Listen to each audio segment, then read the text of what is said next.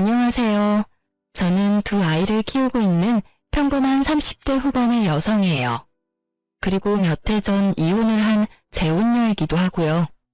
제가 이렇게 사연 글을 올리게 된 이유는 얼마 전에 전 남편의 어머니를 만나게 됐거든요. 제 이혼에 가장 큰 지분을 가지고 계신 분이라 그때의 기억이 정말 새록새록 떠오르더라고요.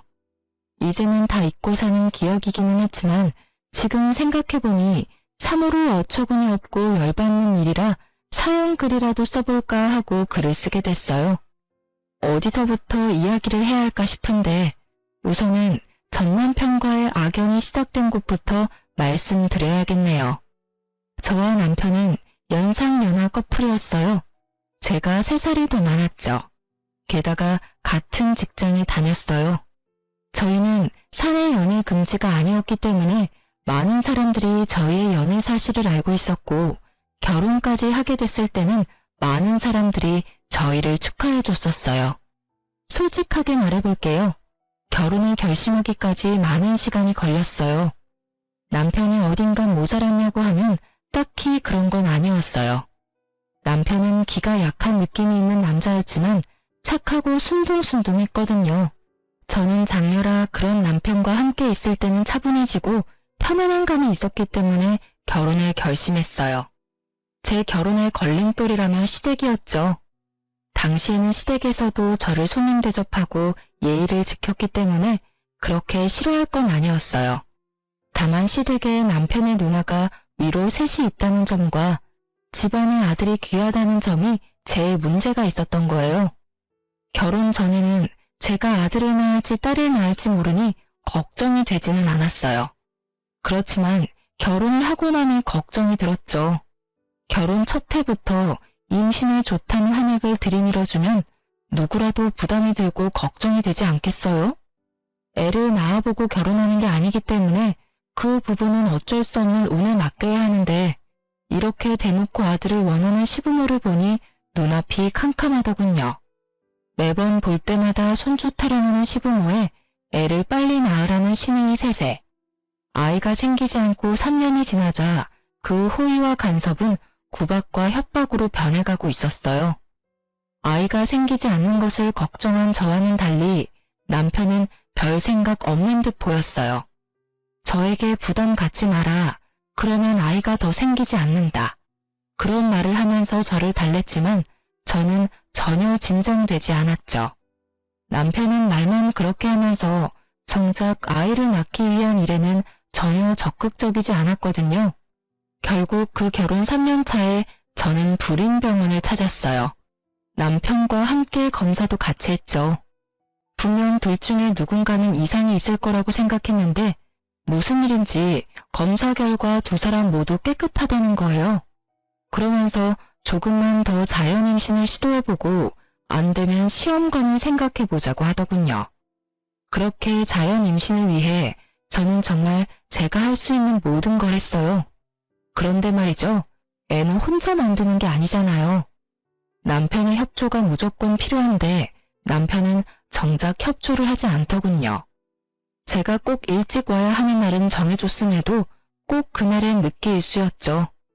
그런 남편에게 불만만 쌓여가던 어느 날 저는 시댁 식구들과 함께 남편 사촌 결혼식에 가게 됐어요. 솔직히 정말 가고 싶지 않았지만 시부모님은 이런 행사에 며느리가 안 오는 거 엄청 싫어하셨거든요. 거의 반강제로 가게 됐는데 정말 오지 말 거라는 생각으로 한숨이 팍팍 나왔어요. 왜냐고요? 남의 경사에 와서는 자기 가족 흉보는 사람들 때문에요. 아유, 고모네는 왜 손주가 그렇게 안 들어서요? 3년이면 애 둘은 낳고도 남았을 텐데. 그러게 말이야. 이런 말 하기는 싫지만 며느리를 잘못 들인 탓이겠지. 우리 애가 문제일 리는 없을 테고. 그러면 남은 건 며느리 아닌가? 아들 하나만 낳아주면 내가 귀인처럼 떠받들 것을 그거 하나를 못해서 하다못해 딸도 못 낳았어. 검사는 해봤어요? 몸에 무슨 이상 있는 건 아니고? 검사했다는데 둘 다 이상 없었대. 안 되면 진짜 시험관을 해서라도 애를 받아야지. 남편이 싫어하긴 하는데 그래도 어쩌겠어. 이 집안 대를 이을 아들 하나는 있어야 하지 않나. 그 비싼 보약을 그렇게 퍼마시고도 애가 들어서질 않는 걸 보면 며느리한테 뭐가 문제가 있기는 할 텐데 병원에서는 아니라고 하니. 그쪽 집안은 어떤데요? 형제가 있는가? 내가 다 봤지. 그 집은 아들이 많더라고. 며느리 밑으로 죄다 아들이었어. 게다가 그 아버지 쪽도 어머니 쪽도 다 형제 자매가 주렁주렁이더만. 왜 우리 며느리만 자식 복이 없는 건지. 성녀를 들였나 봐. 재수도 없지. 그 흉이 제 이야기라면 더더욱 오기 싫지 않겠어요? 게다가 오로지 제 탓이라고 할 수 없는데도 시모는 콕 집어 제 탓이라고 말하고 다니더군요. 저는 애써 들리지 않는 척했어요. 그럴수록 더 비참해졌지만요. 남편놈은 어디 가서 보이지도 않고 시부모라는 사람들은 내 욕하기 바쁘고 주변 사람들은 저를 불쌍하게 쳐다볼 뿐인 상황이 정말 너무 짜증나고 화났어요. 그래도 참으려고 했어요. 그런데 그런 제가 참지 못하는 일이 터져버렸죠. 바로 결혼 5년 차가 되던 해의 신정이었어요. 시모가 제게 친정 부모님과 만나고 싶다고 하더군요. 새로운 해를 맞이해서 인사라도 하고 싶다고요. 저는 정말로 아무 생각 없었어요. 아니, 아무 생각 없다기보다는 설마 좋은 날에 나쁜 행동을 하지 않을 거라는 생각에 약속 시간과 장소를 잡아 친정 부모님과 시부모님을 모시고 식사를 하게 됐어요. 그런데 시부가 식사를 다 끝나고 하는 말이 정말 어이없었어요. 애들 결혼한 지 이제 5년이 다 돼가는 거 아시죠? 예, 벌써 그렇게 됐네요. 그래서 둘이는 말입니다만 앞으로 1년 안에 애가 생기지 않으면 애들을 이혼시킬까 생각 중입니다. 그 말에 다들 당황해서 말도 못 꺼내고 시부만 쳐다봤어요. 제가 들은 소리가 진짜가 맞는지 궁금할 정도였거든요. 그게 무슨 말입니까? 이혼이라니. 이유를 모르지는 않을 겁니다. 우리 집안에 들어와서 5년 동안 애가 들어서지를 않았어요. 몸에 하자가 있는 게 아니면 있을 수 없는 일이죠. 여태껏 유예 기간을 줬는데도 애가 안 생기는 거면 우리가 며느리로 데리고 있을 필요가 없지 않습니까? 시부의 말에 저는 확 열이 뻗쳤어요. 시부모에게 대들면 안 된다는 생각이 들었지만 그 이상으로 부모님이 받을 상처가 걱정됐죠. 새해 연초부터 이런 무식하고 더러운 말을 들을 거라고 누가 예상이나 했겠어요?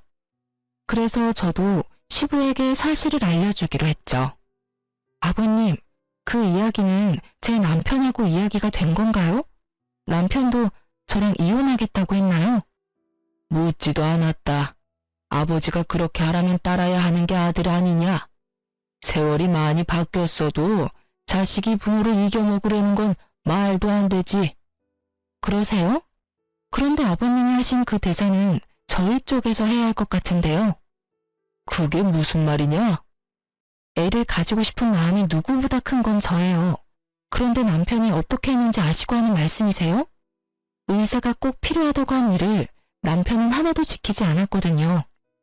두 사람 몸에 이상이 없으니 자연 임신 시도해보자는 말에 의사가 지정해준 날짜에 집에 들어오지도 않고 늦게 들어와서 피곤하다면서 자기 바쁘고 애는 저 혼자 만드나요?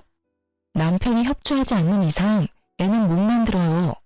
저한테 비싼 보약 남발하지 마시고 제 남편한테 일 똑바로 하라고 말하는 게 더 좋을 것 같은데요. 제 말에 시부의 얼굴이 벌겋게 되더니 남편을 쳐다보더군요. 너 며느리 말이 다 사실이냐? 아버지, 사실은 저는 아직 애는 좀... 남편의 뜻밖의 말에 시부모는 너무 놀랐는지 눈을 동그랗게 뜨더군요. 그 모습이 어찌나 웃긴지. 뭐라고? 그럼 며느리 말대로 네가 애를 안 만들려고 한 거라고? 애가 있으면 피곤할 것 같아서 제 주변에서도 애는 최대한 늦게 가지라고 하기도 했고요. 남편의 말에 시부가 완전 당황한 모양이더군요. 그러면 나한테 말을 먼저 해야 했을 거 아니야? 왜 여태까지 가만히 있었어? 내가 손주 보고 싶다고 몇 번을 말했잖아. 그거야 아버지 생각이고 저는 제 생각이 따로 있으니까요. 제 계획대로면 저희 나이도 그리 많지 않으니 한 2년 정도 더 있다가 애를 만들 생각이었는데. 야 이놈아! 시부의 노성이 터져나오고서야 남편 놈은 입을 꾹 닫아버리더군요. 그리고 친정 부모님은 당황함이 분노로 바뀌어버렸고요. 사돈, 부부 사이는 아무도 모른다고 하던데 정말로 아무것도 몰랐던 듯하군요. 아드님이 그런 생각인지도 모르시고 저희까지 초대해서 애를 못 낳으면 이혼을 시킨다고요? 우리 애가 문제가 아니라 애초에 사위가 문제였는데 왜 저희를 초대한 자리에서 굳이 자기 얼굴에 침 뱉는 일을 하셨어요? 대단한 집안이네요. 도리어 저희 쪽에서 제안하고 싶네요. 1년 안에 생기지 않으면 저희가 딸을 되돌려 받을게요. 그럼 되겠어요? 결국 시부는 말 꺼내고 본전도 못 찾은 채 서둘러 식당 밖으로 나갔어요. 물론 시모도 황급히 물건 챙겨서 쫓아가더군요. 남편은 시부에게 혼날까 싶어 따라가지도 못하고 그 자리에 앉아있기만 하더군요. 저는 남편에게 따졌어요. 당신 아버님이 저런 말 하실 거 미리 알았어? 나도 몰랐어. 설마 그런 말을 하실 줄 정말 몰랐다고. 당신이야말로 왜 그런 말을 한 거야. 난 다 당신 생각해서 애를 늦게 가지려고 한 것뿐인데 내가 도대체 뭐가 되냐고. 뭐가 되긴? 마누라 속이고 시부모까지 속인 놈이 됐지. 차라리 나한테 말이라도 했으면 내가 속이라도 덜 상하지. 너 여태껏 내가 하자 있는 인간처럼 취급받는데도 그냥 가만히 있었잖아. 나한테 불임의 책임을 다 떠넘기고 너는 일부러 임신 안 되도록 노력한 거였잖아. 네 행동이 나한테 얼마나 상처를 줬는지 아직도 모르겠어? 당신이 왜 상처를 받아? 아버지한테 혼나는 건 난데. 앞으로도 얼마나 들들 볶이겠어. 볶여. 나도 여태껏 계속 들들 볶였으니까. 당신이라고 거기에서 자유로우라는 법은 없잖아. 게다가 시부모님이 아셨으니까 잘 됐네. 당신이 앞으로 좀만 노력하면 손주가 생길 수도 있으니까. 남편은 너무도 뻔뻔하게 제 탓을 하고 있었어요. 임신 문제로 시부모와 저 사이에 트러블이 있다는 걸 알면서도 그걸 모른 채 했고 일부러 임신이 되지 않도록 조장했다는 사실은 정말 배신감이 너무 느껴지는 일이었죠. 게다가 그 모든 일이 친정 부모님이 보는 앞에서 벌어진 일이라는 게 더 마음 아팠어요.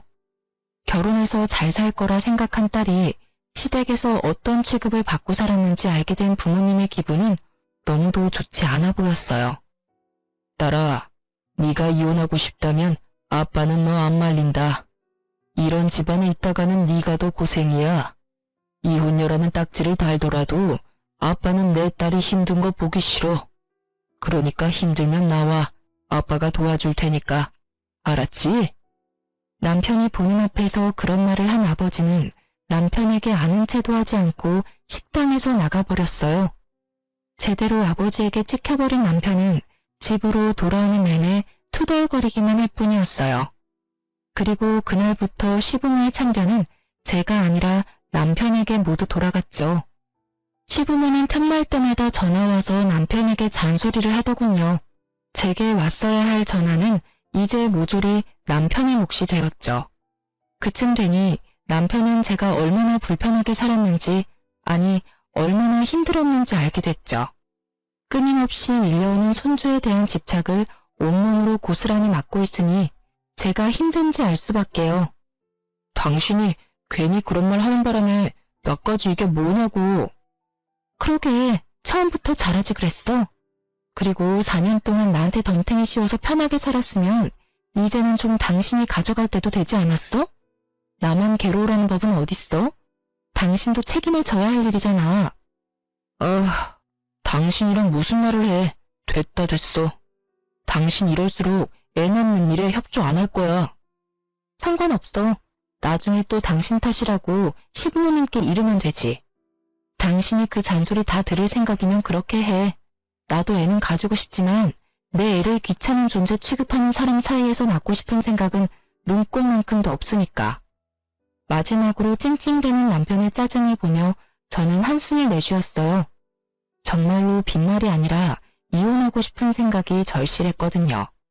어쨌든 이번 일로 시부모는 나에게 임신에 대한 구박을 더 이상 하지 않았어요. 자기 아들에게도 큰 잘못이 있다는 걸 안 이상 저한테만 뭐라 할 수는 없는 노릇이었죠. 결국은 남편을 들들 볶아댔어요. 그 사건이 있은 후로 저는 좀 더 적극적으로 임신을 시도했어요. 솔직히 남편은 믿을 거 없고 애만 있으면 좋겠다는 생각이 들었거든요. 물론 낳아봤자 남편 놈이 크게 도움이 될 거라는 생각은 하지 않았고 시부모가 있으니 애한테 잘해줄 거라고 생각했죠.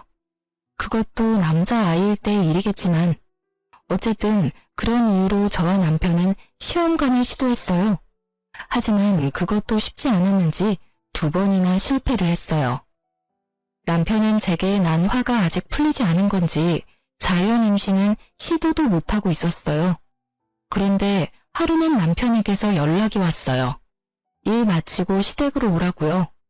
평소에도 시댁에 자주 가는 남편인지라 별 생각 없이 시댁으로 향했어요. 신발을 벗는데 웬 여성 구두가 보이더군요. 이게 뭔가 싶어 보는데 아무리 봐도 시모가 쓸만한 구두는 아니었어요. 일단 높은 하이힐에 굽이 얇았고 디자인도 젊은 사람용이었거든요. 손님이 왔나 싶은 생각에 안으로 들어갔는데 거실에 남편과 시부모 그리고 웬 여자가 하나 앉아있더군요. 너 이리 와서 앉거라. 무슨 일로 부르셨어요? 시부는 저를 보더니 말을 꺼내기를 힘들어했어요. 이상한 일이었죠. 시부와 시모만큼 제게 막말하는 사람은 없는데 그런 사람들이 말을 고르고 있는 걸 보니 말이죠. 게다가 시모도 저를 보지 않고 다른 곳을 보고 있었고 남편놈은 대놓고 제 눈을 피했어요. 손님이 오셨네요? 손님 때문에 부르신 거예요? 저는 우선 말을 꺼내봤어요. 그런데 그 여자가 저를 똑바로 보며 말도 안 되는 말을 짓거리기 시작하더군요. 저 이 사람 애인이에요. 그리고 이 사람 아이 임신했고요. 저희 사이 허락 맡으려고 여기 온 거예요. 아이 할머니 할아버지들도 아이 존재는 알아야 할 거 아니에요? 정말로 차분하고 교양 있는 말투였어요. 그리고 그런 차분하고 교양 있는 말투로 정신 나간 말을 짓거리고 있었죠. 저는 너무 당황해서 남편부터 쳐다봤어요. 당신, 이게 다 무슨 말이야? 저 여자 하는 말이 맞아? 진짜로 그래? 당신 나 몰래 바람 피우느라 여태껏 애 낳는데 협조 안 한 거야? 제 말에도 남편은 입을 꾹 다물고 아무 말도 하지 않더군요. 미친놈아, 말 좀 해보라고. 저 여자가 하는 헛소리가 다 맞는 말이냐고 묻잖아. 다 맞는 말이야. 그러니까 목소리 좀 줄여. 저 여자가 내 아이 임신한 거 맞아. 그리고 저 여자랑 결혼하고 싶어서 여기 데려온 것도 맞고. 네가 뭔데 여기에 상간녀를 데려와. 너 진짜 미쳤어? 당신 유부남이야. 이 상간녀가 네 아이 임신했다는 이유로 지금 나한테 이혼하자는 한마디 없이 시부모님한테 상간녀를 인사를 시켜. 그만두래. 뱃속에 아이 충격받을 생각은 하지도 않고.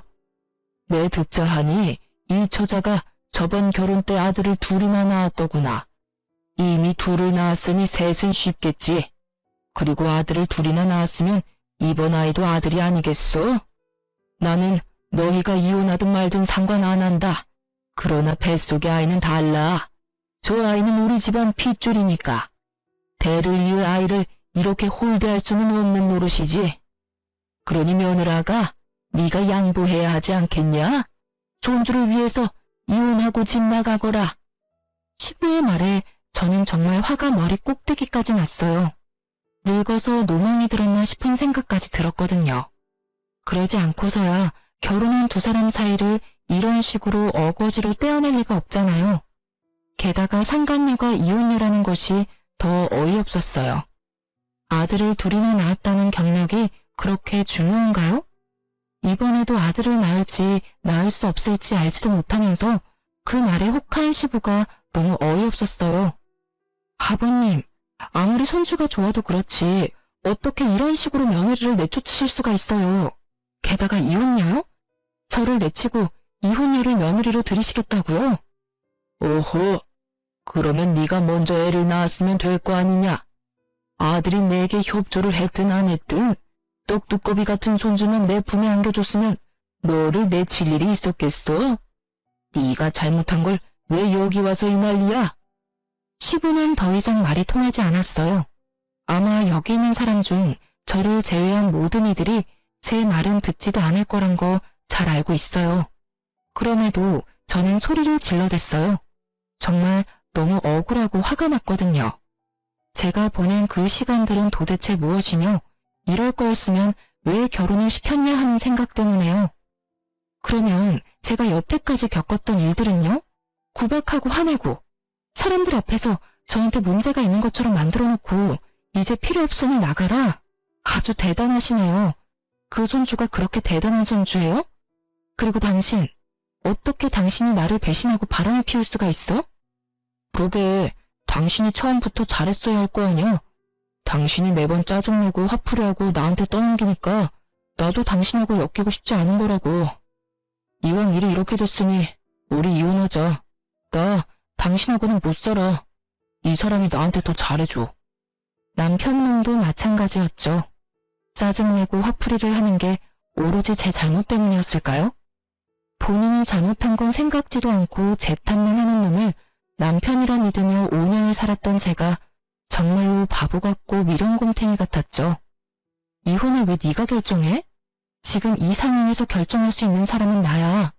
그 여자가 당신한테 잘해줘? 그래, 그렇겠지. 지금은 그 여자도 결혼 초의 나처럼 잘해주겠지. 그런데 그 뱃속에 애가 여자아이면? 혹시라도 잘못돼서 태어나지도 못한다면 당신이 말하는 것처럼 계속 잘해줄까? 단순하잖아. 사람 안 변해. 그 말은 당신도 당신 부모님도 안 변한다는 뜻이야. 원하던 아들 얻지 못하면 화내실 것 뻔하고 짜증날 것 뻔한데 내가 당하던 것 그대로 당하면 그 여자는 화 안 낼 것 같아? 친정 부모님 다 모셔서 1년 안에 아들 안 낳아주면 이혼시키겠다고 큰 소리 뻥뻥 치시겠지. 안 그래? 아, 이야기하니까 나도 이혼하고 싶어졌네. 그래, 이혼하자. 대신 당신 책임이니까 내가 원하는 대로 해줄 거 아니면 나 이혼 못 해줘. 쉽게 이혼할 생각 절대로 하지 마. 내가 가지고 갈 수 있는 건 딱 다 가져갈 테니까 그렇게 알고 있어. 제 말에 남편놈은 꿈쩍도 안 했지만 옆에 있던 여자가 눈에 띄게 불안해하는 게 눈에 보였어요. 제가 어떤 취급을 당했는지 알고 나니 이 집안에 발을 들이는 게 어떤 의미인지 알았나 보더라고요. 그래서 친절하게 상간녀에게도 화를 꾹 참으며 웃으면서 말해줬죠. 제 말 잘 들었죠? 뱃속에 애가 딸이면 들들 볶일 생각하세요. 친척들 앞에서 성녀라는 말을 듣는 것도 익숙해질 거고 사람들 앞에서 여자로서 문제가 있는 것처럼 보이는 것도 익숙해질 거예요. 마지막은 친정 부모님 앞에서 대놓고 이혼 이야기 듣게 될지도 모르죠. 제가 당했던 일 생각하면 이런 집 오고 싶지 않으실 텐데 제 발로 들어오셨으니 잘 버티세요. 하긴 아들만 있으면 며느리가 죽던 살던 상관없는 분들이니 뱃속에 애가 아들이면 걱정할 것도 없겠네요. 상간녀는 웃고 있었지만 그 입꼬리가 굳어있는 게 보였어요. 처음에 보여준 그 여유롭고 자신만만한 표정은 사라졌죠. 이 집안에 어떤 사람들이 있는지 그제야 감이 온 것 같더라고요. 그렇게 저는 남편놈과 이혼 소송에 들어갔어요. 처음에는 합의로 하려고 했는데 남편놈이 생각보다 위자료와 재산 분할에 쪼잔하게 구는 바람에 소송으로 넘어갔죠. 자기한테 이득될 건 하나도 없는데 말이죠. 그리고 그와 동시에 저는 상간녀 위자료 소송도 같이 진행했어요. 상간녀에게 등기를 직접 전해주려고 그 여자의 집 주소로 찾아갔는데 상간녀는 없고 웬 남자가 그 집에서 나오더군요. 저는 혹시나 싶어서 남자에게 다가갔어요. 남자는 남자아이 둘을 데리고 나왔더군요. 안녕하세요. 혹시 이 집에 정지영 씨 계신가요? 누구신데요? 저 정지영 씨한테 상간녀 소송한 사람이에요. 혹시 집에 계신가요? 그 여자 집 나갔어요. 꼴랑 1년 살아놓고 집 주소 여기로 해놓는 바람에 제가 요새 많이 귀찮아요. 주소는 저도 모르니까 알아서 하시고요. 1년요? 왜 1년만 살아요? 이 아이들은 그 여자 아이들 아닌가요? 저는 남자가 데리고 있는 아이들을 봤어요. 분명히 시부가 말한 아들 둘을 낳았다는 건 이 아이들을 말하는 거였을 텐데요. 이 아이들은 그 여자애들 아닙니다. 제 아이들이고 제 전처가 낳은 아이예요. 남자가 무척 화가 난 듯 저한테 그렇게 말하더군요. 저는 너무 놀랐어요.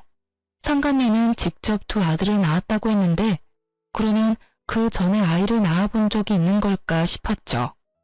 저는 혹시나 해서 그 남자에게 상간녀에 대해 꼬치꼬치 캐물었어요. 남자는 무척 귀찮은 표정으로 몇 가지를 알려주고 자리를 떴어요. 그렇지만 그 몇 가지만으로도 저는 굉장히 좋은 정보를 얻게 됐죠. 상간녀가 주장했던 아들 둘은 상간녀의 아이가 아니라는 것. 그리고 무엇보다 상간녀는 아이를 낳아본 적이 없다고 하더군요. 게다가 결혼한 지 1년 만에 집을 팔아야 할 정도로 낭비가 심해서 남자가 그 여자와 이혼을 했다고 하더군요. 그러고는 이혼을 요구하는 이 남자에게 돈 없는 남자 자기 쪽에서 사양이라며 비웃고는 이혼했다고 하더라고요. 저는 이 내용을 혼자 알고 있긴 아깝더라고요. 이 이야기를 들으면 어떤 반응을 보일까 너무 궁금하기도 했고요. 저는 상간녀의 전 남편과 나눈 이야기를 다 말해주기로 했어요. 남편에게 이야기하려니 남편은 들은 채도 하지 않을 것 같고 이 정보에 민감한 시부모에게 이야기하기로 결정했어요. 저는 핸드폰을 꺼내 여전히 저장되어 있는 시모에게 전화했어요. 이혼이 완료되면 가장 먼저 지울 번호들이긴 했지만요. 네가 무슨 일이냐? 이제 와서 이혼 번복하려는 건 아니지? 그럴 리가요. 제가 재밌는 소식을 들어서 연락드리는 거예요. 다른 사람은 몰라도 어머님은 알고 계셔야 할 것 같아서요. 나는 너한테 들을 말 없다. 새아가 챙기느라 바빠. 그 새아가 말인데요. 알고 계시죠? 아들을 둘이나 낳았다고 했잖아요. 그런데 제가 상간녀 위자료 소송 등기 보내려고 그 여자가 말한 주소로 갔는데 그 여자 전 남편이 아들 둘이랑 나오더라고요. 그런데 그 남자가 글쎄 어머님이 그렇게 아끼는 새아가는 한 번도 자식을 낳아본 적 없는 여자라네요. 그 아들 둘은 그 남자가 전처와의 사이에서 생긴 아들들이래요. 이상하죠? 거짓말하지 말거라. 네가 우리 아들하고 다시 어떻게든 잘해보고 싶어서 새아가를 그런 식으로 몰아가는 것 같은데. 착각 마시고요. 저는 이혼 번복할 생각 없어요. 당신네 집안에 온갖 정이 다 떨어졌는데 뭘 다시 붙잡겠어요? 그냥 알고 계시라고 하는 소리예요. 기대가 크면 실망도 크니까요. 실망하지 마시라고요. 혹시 모르니 병원 한번 데리고 가세요. 애가 잘 크고 있는지 확인하셔야 하잖아요. 그쵸? 제가 한 말이 시모의 무엇을 건드렸는지는 모르겠지만 시모는 대답이 없더군요. 저도 더 이상 할 말이 없어서 전화를 끊었어요. 이걸로 정말로 끝이라는 생각이 들었어요. 상간녀가 실제로 아이를 가지고 잘 살고 있으면 제가 한 일들은 그냥 해프닝으로 끝나겠죠. 하지만 만에 하나 뱃속의 아이가 딸이기라도 한다면 그 집안은 뒤집어질 거예요. 제 속이 뒤집어진 것보다 더 크게 말이죠. 작은 복수를 하고 저는 이혼이 완료되기만을 기다렸어요. 그런데 이혼이 되고 전 남편이 재혼 소식이 들리더군요. 그때는 정말 짜증이 났어요. 알고 있는 순서였지만 화가 나는 건 어쩔 수 없잖아요. 저는 이렇게 비참한데 둘이 즐겁게 지낼 거 생각하니까요. 그런데 곧 안 좋은 소식이 들려오더군요. 상간녀와 시모의 이야기 말이죠. 예전에 알고 지내던 남편 친구의 와이프에게 이야기를 전해 들었어요. 부부 동반 모임하면서 꽤 친해진 동갑내기 친구였어요. 그 친구가 빠르게 연락이 와선 제 궁금증을 없애주었어요. 그 집안 완전 난리도 아니잖아. 자기 시모가 얼마 전에 그 여자 데리고 산부인과 갔거든? 상간녀가 안 가도 된다고 애 잘 크고 있다고 했는데도 너네 시모가 얼마나 끈덕지게 요구했는지 결국은 네 전 남편까지 합세해서 상간녀를 산부인과에 데려갔대. 안 가려고 그렇게 용썼다는데 그 이유가 다 있었더라고. 왜? 딸이라도 가졌대? 요즘 세상에 딸 가진 것도 축하할 일이잖아. 딸이라도 가졌으면 다행이지. 아예 애가 없었다고 하더라고. 임신도 안 했으면서 임신이라고 속였대. 간도 크지. 어떻게 손 귀한 집에 들어가면서 거짓으로 임신을 꾸며? 그 말에 저도 깜짝 놀라버렸어요. 저는 당연히 임신한 거라고 생각했거든요. 어떻게 임신도 안 하고서 애를 가졌다는 거짓말을 하고 유부남을 꼬실 수 있는지. 하긴 그 집안에 들어가기만 하면 애는 나중에 만들어도 되겠다고 생각했을지도 모르죠. 그런데 그 여자는 어째서 순순히 산부인과를 따라갔을까요? 저는 다른 것보다 그게 제일 궁금했어요. 뭐? 임신 자체가 아니었다고? 그럼 산부인과를 왜 갔어? 미친 거 아니야? 애가 없는데 거길 왜 가? 그 여자도 바보네. 그게 아니라 완전 억지로 끌고 갔나 봐. 식사하러 간다고 해놓고 그 위층에 있는 산부인과로 냅다 데려간 거지. 결국 도망도 못 치고 거짓 임신 들킨 거지 뭐. 게다가 그뿐이면 말도 안 해. 왜? 또 뭐가 있어? 너네 시엄마가 아들을 둘이나 낳았다는데 하면서 애가 빨리 들어설 수 있는지 물어봤다더라고. 그런데 검사를 해봐야 한다고 했더니 기어코 검사를 한 모양이더라고. 근데 난수에 문제가 있어서 임신이 안 될 가능성이 높다는 말 듣고 너네 시엄마 그 자리에서 쓰러졌다더라. 그 병원이 아수라장이 됐다더라고. 그 소식이면 진짜 쓰러질 만도 할 것 같았어요. 손주를 위해서 며느리를 내치고 새 며느리를 맞이했는데 알고 보니 꽝이었다고 한다면 혈압이 오를 대로 오르지 않겠어요? 물론 이제는 제가 신경 써줄 문제는 아니지만요. 이게 바로 혹 하나 때려다가 혹 하나 더 붙인 거지. 너네 시부모도 진짜 징글징글해. 애가 안 생긴다고 며느리를 갈아치우는 시댁이 어딨니? 게다가 그렇게 아들아들 거리더니 결국은 사기 당한 거 봐. 그리고 너 상간녀한테 따로 복수는 안 해도 되겠더라. 아주 너네 시모랑 시부가 여자를 잡는댄다. 허구한 날 불러대서 일시키고 짜증내고 이혼은 언제 할 거냐고 매번 묻는다네. 게다가 그것 때문에 네 전남편한테 짜증내서 네 전남편도 우리 남편한테 이럴 거면 차라리 이혼 안 하는 게 나을 뻔했다고 말했다더라고. 이래서 있을 때 잘하라는 말이 생겼지. 전남편 놈이 재혼하자마자 후회하고 있다는 말을 들으니 어찌나 기분이 상쾌하던지. 솔직히 둘이 좋게 헤어졌다면 또 모르겠지만 정말 나쁘게 헤어진 축에 속하다 보니 전남편의 나쁜 소식이 제게는 기쁜 소식이 되어버렸거든요. 눈에 안 봐도 선했죠. 그 상간녀가 남편을 얼마나 괴롭히고 있겠어요. 시모와 시부가 상간녀를 괴롭히면 괴롭힐수록 상간녀는 남편을 괴롭게 하고 있겠죠. 어찌 보면 당연한 수순일 수밖에요. 저는 임신이 가능한 몸이었는데 전 남편의 협조가 없어서 못했지만 상간녀는 이미 구조적으로 임신이 불가한 판정을 받은 터라 시부모도 애가 탈 것이 뻔했어요. 또 저한테 했던 것처럼 구박할 게 분명했죠. 그렇지만 상간녀도 만만한 여자는 아니잖아요.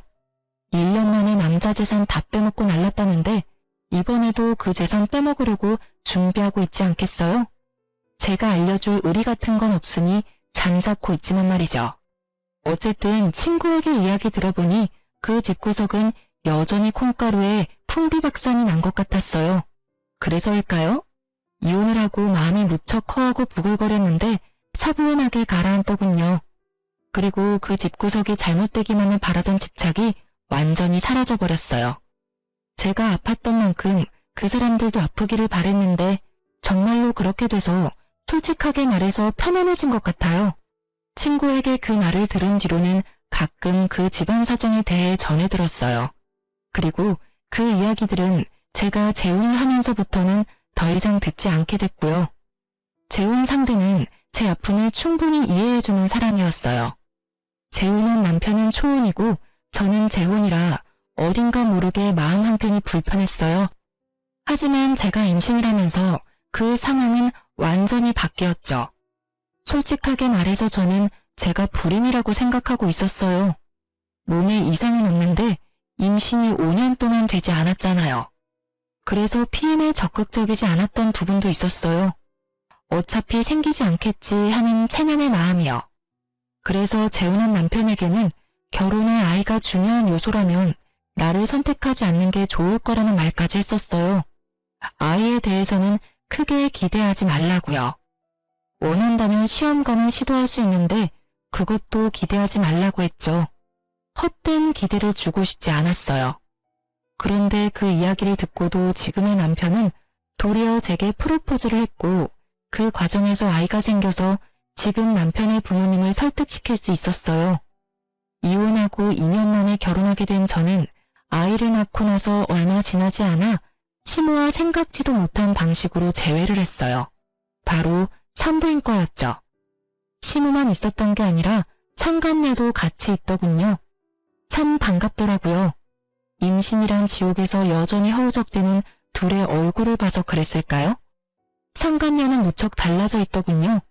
시모에게 얼마나 시달렸는지 알 수 있을 만큼 꾸미기는커녕 피부도 칙칙하고 눈빛이 날카롭게 날이 서 있었죠. 제가 산부인과 안으로 들어서자 전 시모가 저를 발견하고는 살짝 놀라더니 기분 나쁜 표정으로 저를 다시 밖으로 밀어내더라고요. 나한테 무슨 말을 저렇게 하고 싶어 하는 걸까 궁금해서 여유롭게 따라 나갔죠. 그때 쌍둥이 유모차를 끌고 뒤따라오던 지금의 남편이 제게 말을 걸었어요. 여보, 당신 어디가? 접수했어? 당신이 들어가서 접수 좀 해줘. 나 잠깐 이야기만 하고 들어갈게. 애기들 울면 분위 좀 주고. 우리 이야기를 듣던 전 시모가 어이없다는 얼굴로 제게 말하더군요. 너도 대단하구나. 어디서 애 딸린 남자 만나서는 엄마 행세야? 거기 총각. 총각은 알아요? 이 여자가 애도 못 낳는 성녀라는 거. 알고도 결혼을 할 마음이 들던가? 아무리 애 키워줄 엄마를 찾는다고 해도 애를 한 번도 낳아본 적 없는 여자한테 애를 맡기면 어쩌나? 발끈한 제가 한마디 하려는데 남편이 먼저 나섰어요. 뭐라고요? 말씀이 지나치시네요. 이 애들 우리 와이프 아이들이에요. 와이프 배 아파 낳은 제 아이들이요. 그리고 누구신데 남의 가정사에 이런 식으로 불쾌하게 간섭하십니까? 여보, 그만해. 말 안 통하는 사람이야. 전 남편 어머니.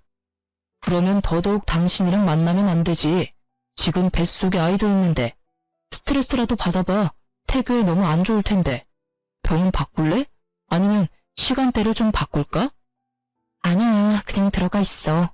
금방 끝내고 들어갈 테니까. 시모는 저와 남편의 대화에 깜짝 놀란 듯 보였어요. 하긴 이혼한 지 얼마 되지도 않았는데 애엄마라는 게 믿기지 않았나 보더군요. 남편이 못마땅한 모습으로 시모를 노려보다 안으로 들어가자 시모가 저한테 온갖 말을 다 쏘아붙이더군요.